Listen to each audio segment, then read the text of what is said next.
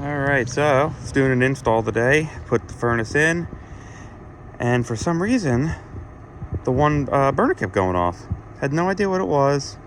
Popped off the intake or blocked it, and started working. I came out here and saw this, and then I noticed they had a concentric kit on the inside.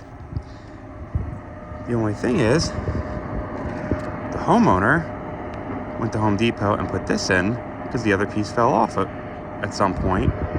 So it was just sucking the CO directly into the intake.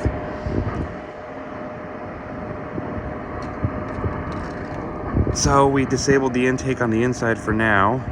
So it's just a regular exhaust. But told the guy he is very lucky he did not kill his entire family.